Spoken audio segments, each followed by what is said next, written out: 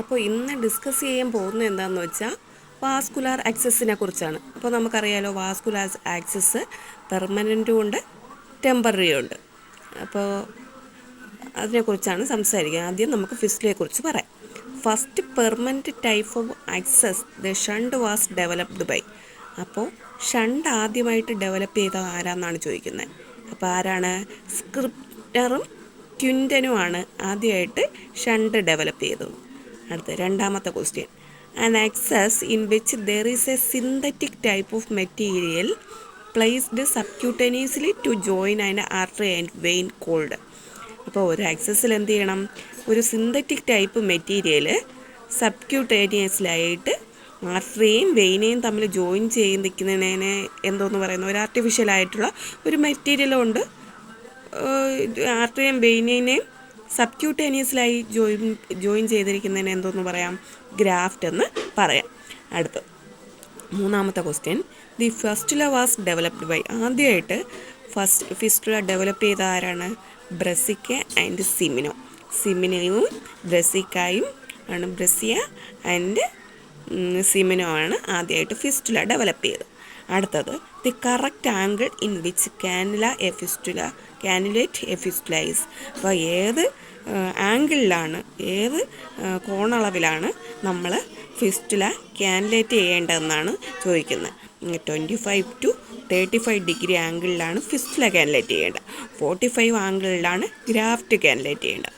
അടുത്തത്, factors that affect accessory circulation. Accessory circulation അറിയാലോ. അപ്പോൾ ആക്സസറി സർക്കുലേഷനിൽ ഏതൊക്കെ ഫാക്ടേഴ്സാണ് ആക്സസറി സർക്കുലേഷനെ അഫക്റ്റ് ചെയ്യുന്നത്? Distance between arterial to venous needle. ഇപ്പോൾ രണ്ട് നീഡിലിൻ്റെയും അടുത്തടുത്ത് വന്നു കഴിഞ്ഞാൽ എന്ത് ചെയ്യും? രണ്ട് നീഡിലിൻ്റെ ടിപ്പുകൾ അടുത്തടുത്ത്, അതായത് വീനസ് ചെയ്യുമ്പോൾ രണ്ട് നീഡിലിൻ്റെ ടിപ്പുകൾ അടുത്തടുത്ത് വന്നു കഴിഞ്ഞാൽ എന്ത് സംഭവിക്കും? അതിൽ ആക്സസറി സർക്കുലേഷൻ സംഭവിക്കാനുള്ള രണ്ട് ബ്ലഡും കൂടെ മിക്സ് ചെയ്യാനുള്ള ചാൻസ് കൂടുതലാണ്. അടുത്ത് വീനസ് പ്രഷർ വളരെയധികം കൂടുമ്പോൾ എന്ത് ചെയ്യും? പ്രോപ്പറായിട്ട് നമുക്ക് ഡയാലിസിസ് ചെയ്യാൻ പറ്റില്ല. അപ്പോഴെന്ത് ചെയ്യും? വീനസ് പ്രഷർ കൂടുതലാണ്, വീനസ് പ്രഷർ കുറവോ അതിനെയും റീസർക്കുലേഷനെ ബാധിക്കും. അടുത്ത്, വീനസ് പ്രഷർ വളരെ കുറവാണെങ്കിൽ, വീനസ് പ്രഷർ ഇത് കൂടുതലാണെങ്കിലും നമുക്ക് പ്രോപ്പറായിട്ട് ചെയ്യാൻ പറ്റില്ല. ആക്സസറി സർക്കുലേഷൻ കൂടുതലായിരിക്കും. അടുത്തടുത്ത് നീഡിൽ വരുമ്പോൾ വീനസ് പ്രഷർ കൂടുതലായിരിക്കും. അടുത്ത്, direction of the needle tips. ഒന്ന് ആർട്ടറി കണക്ട് ചെയ്യുന്നതും വീനസ് രണ്ടും ഒരേ ഡയറക്ഷനിലാണെങ്കിൽ എന്ത് ചെയ്യും? ആക്സസറി സർക്കുലേഷൻ കൂടാനുള്ള ചാൻസ് കൂടുതലാണ്. പക്ഷേ ഗ്രാഫ്റ്റിലെല്ലാം മോസ്റ്റ് ഓഫ് ദ പ്രോബ്ലമിൽ പ്രഷർ കൂടുതലായിരിക്കും. അതുകൊണ്ട് രണ്ടും ഒരേ ഡയറക്ഷനാണ്. പിന്നെ ആൾ ഓഫ് ദ എബോ, ഇതെല്ലാം ചേർന്നതാണ്. കറക്റ്റാണ്. ആൾ ഓഫ് ദ എബോ ആണ് answer.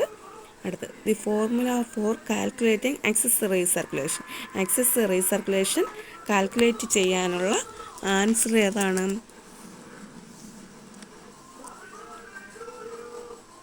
Peripheral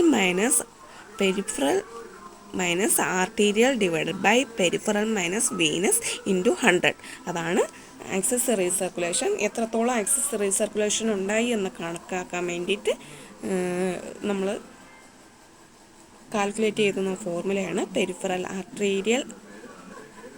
peripheral minus arterial divide by peripheral by venous into 100.